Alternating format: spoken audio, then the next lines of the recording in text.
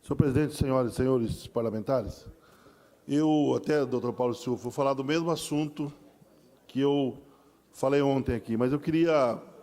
O deputado Barbosinha fez aqui algumas considerações em relação ao governo Lula, e eu não vou nem entrar no mérito do seu pronunciamento, mas dentro do contexto de discussão de projeto, discussão, inclusive, de proposta de governo.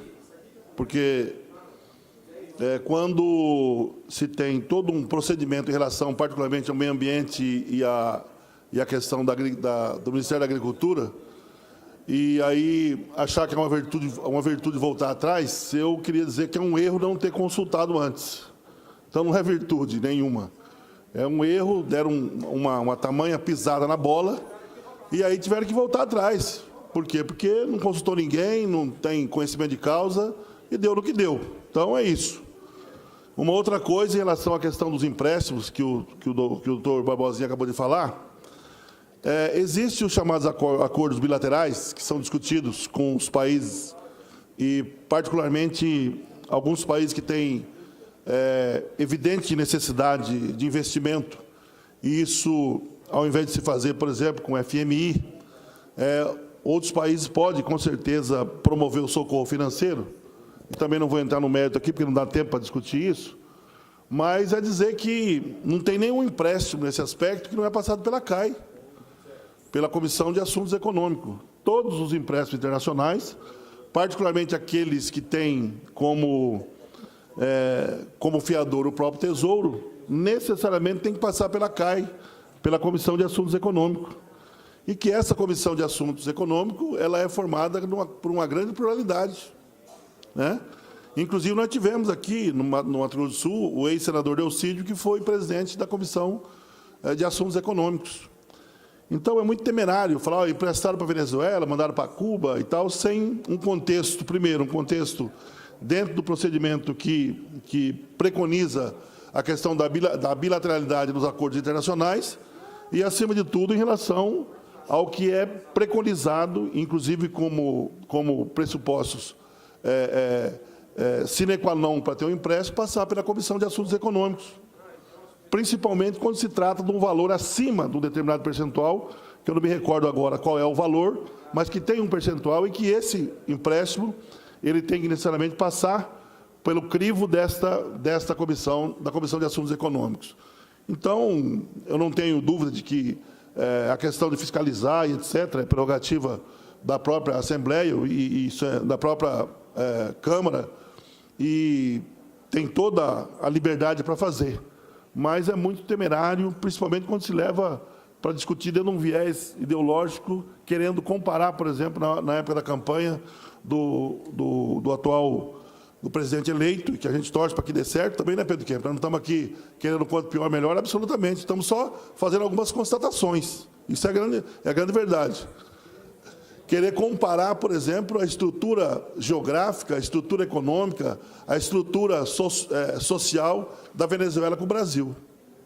Isso é minimamente não conhecer nada sobre história, não é conhecer nada sobre economia e muito menos sobre a questão da própria insistência que se tem em querer comparar a economia brasileira com a economia cubana, com a economia da Venezuela. Totalmente diferente, situações de produção totalmente diferentes, né? Então, nesse aspecto, dentro do contexto que foi feita a campanha, em vários momentos tentaram, e eu vi o deputado Pedro Kemp, quando fez um debate aqui nesse sentido, antes das eleições, uma pessoa extremamente empolgada, né, com a questão do Bolsonaro, que estava na plateia, até fez uma discussão. Eu gostaria que, nesse momento, aquela pessoa fizesse uma reflexão em tudo aquilo que o Pedro Kemp falou hoje. Não no que ele falou naquele dia, mas no que ele falou hoje, em relação a não ter plano de governo, não ter uma proposta efetivamente construída com a sociedade.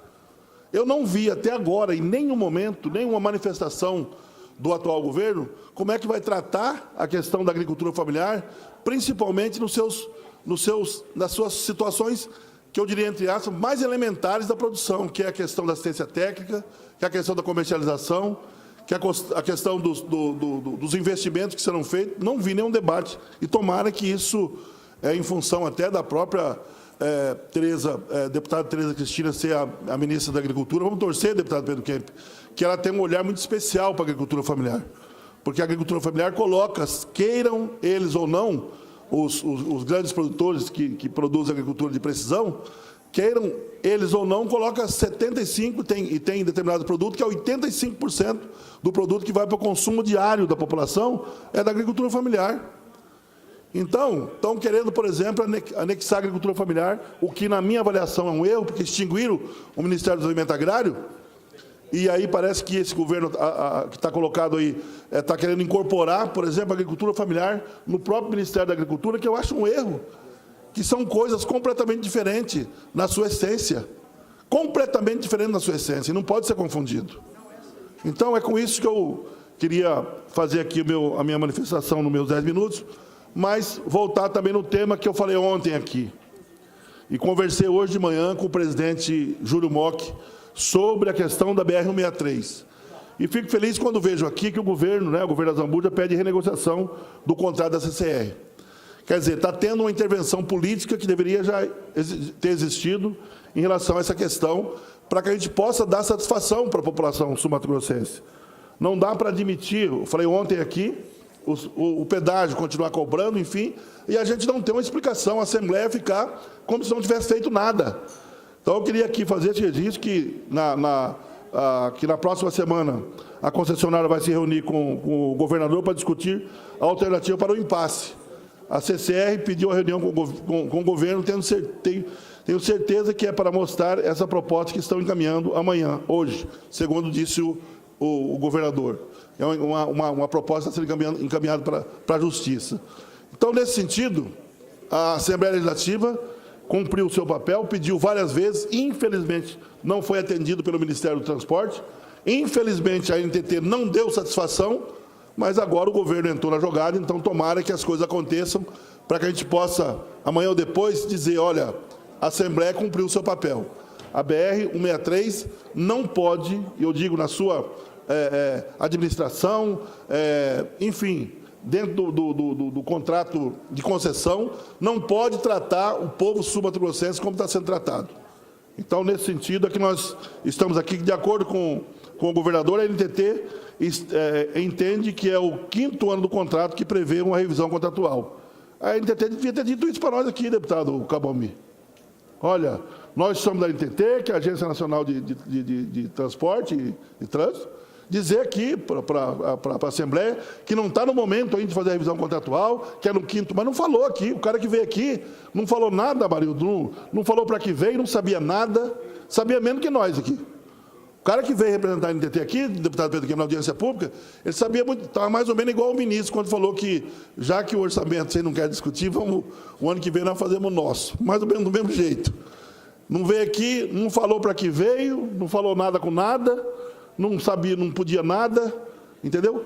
E aí, o Amarildo estava na audiência pública. Então, é nesse sentido que nós então estamos fazendo mais um alerta. Por isso, que nós queremos que tenha intervenção política, sim, nesse sentido, e a Assembleia Legislativa não está omissa. A Assembleia Legislativa cumpriu o seu papel. Quem não cumpriu foi a NTT e o Ministério dos Transportes. Essa é a grande verdade.